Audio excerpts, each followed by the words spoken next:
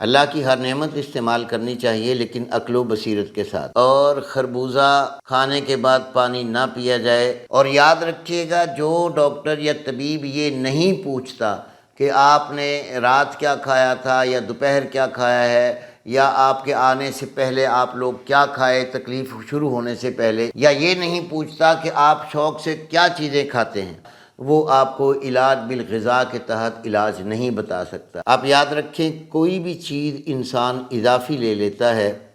تو اس کے اثرات جسم پر منفی آنے کے حتی الامکان صورتیں پیدا ہو جاتی ہیں۔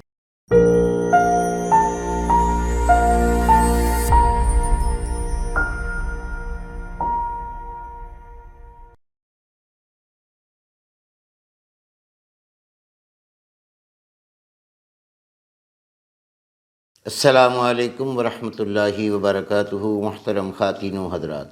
حکیم محمد ضیاء مطب ابن طبیب آپ کی صحت کے حبیب کی جانب سے آپ کی خدمت میں ایک بار پھر حاضر ہے ایک نئے ٹاپک کے ساتھ۔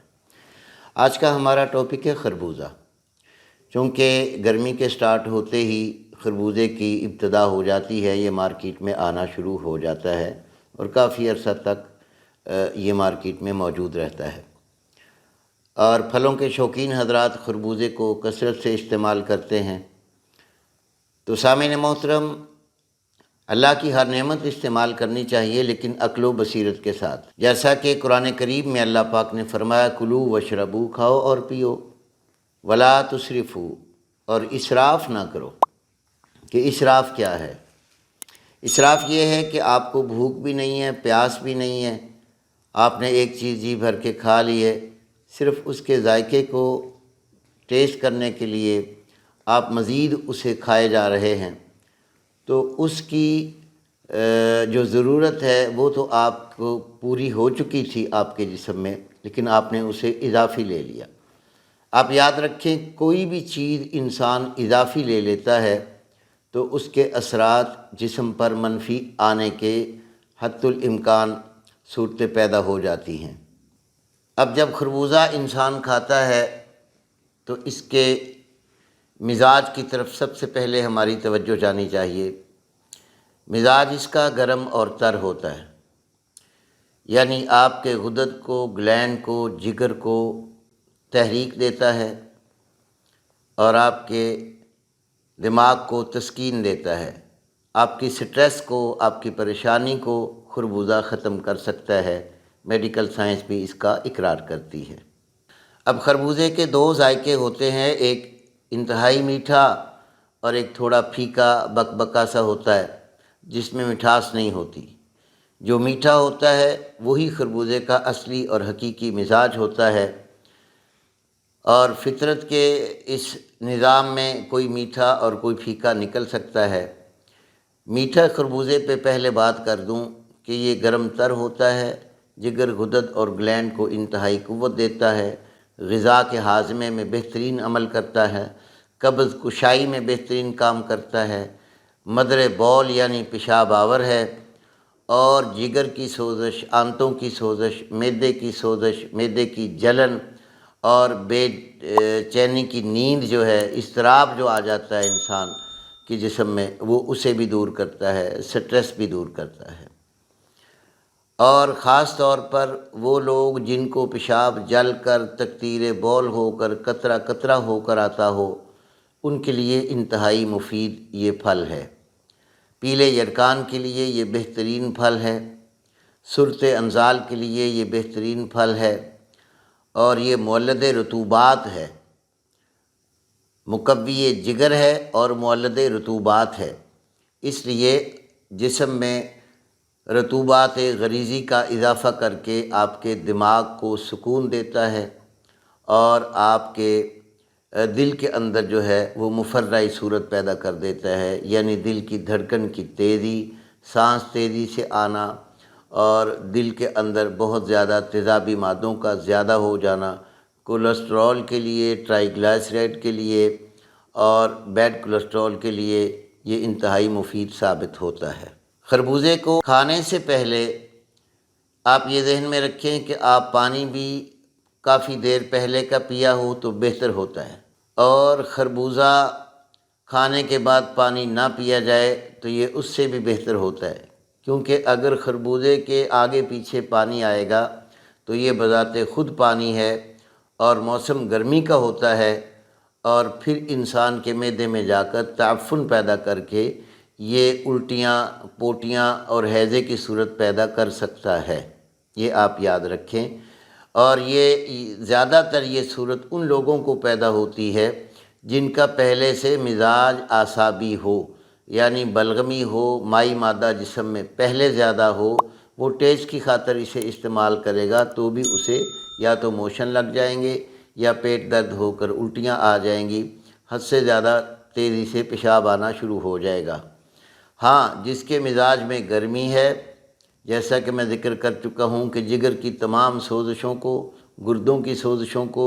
اور مثانے کی سوزش کو، اور خاص طور پر جگر، گردے اور پتے کی پتھریوں کے لیے یہ خربوزے کا استعمال بہت ہی مفید ثابت ہوتا ہے۔ سامعین محترم، یہ میں اپنا فرض سمجھتا ہوں کہ اپنے علم کے مطابق آپ کو آگاہی ضرور دوں، جتنا مجھے یاد ہو سکے یا جو میں آپ کے سامنے عرض کر سکتا ہوں۔ اب خربوزے کا استعمال جو ہے وہ آپ جتنا بھی کریں گے،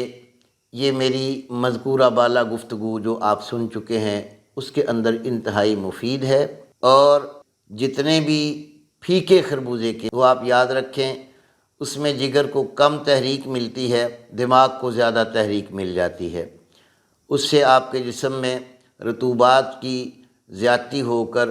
آپ کو ہیضہ یا موشن بھی آ سکتے ہیں، اس سے آپ کو فلو اور نزلہ بھی ہو سکتا ہے، اور اس پھیکے ذائقے کے اندر الکلائن زیادہ ہوتی ہے،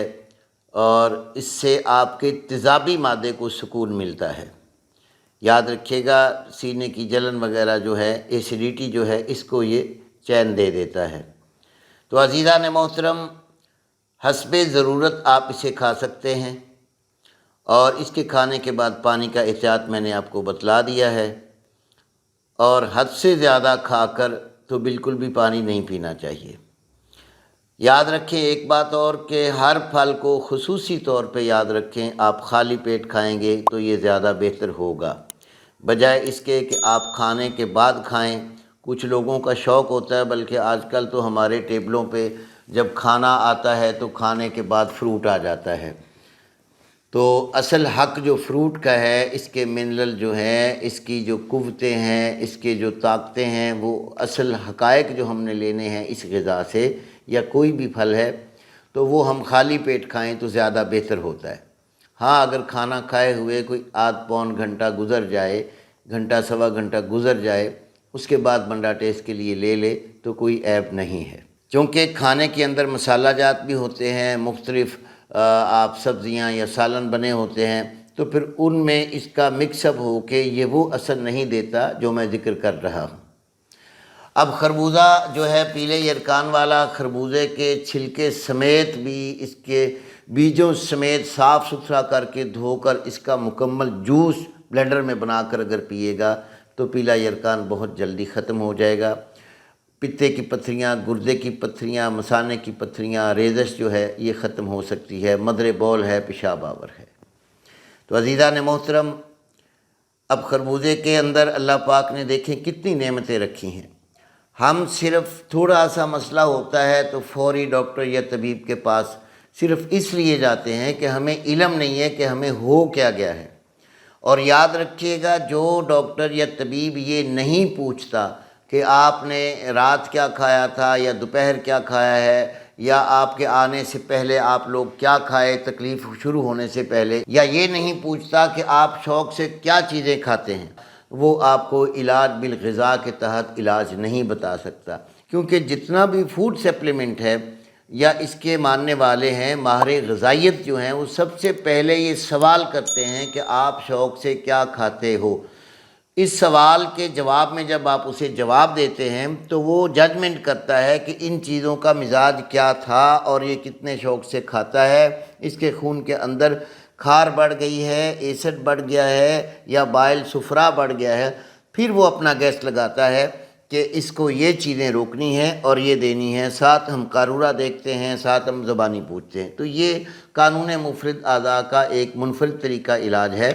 جس میں تحقیق ہوتی ہے، قارورہ بھی دیکھا جاتا ہے، چہرہ بھی دیکھا جاتا ہے، زبان بھی دیکھی جاتی ہے اور یورن آری کی رپورٹ بھی لی جاتی ہے، تاکہ مریض کو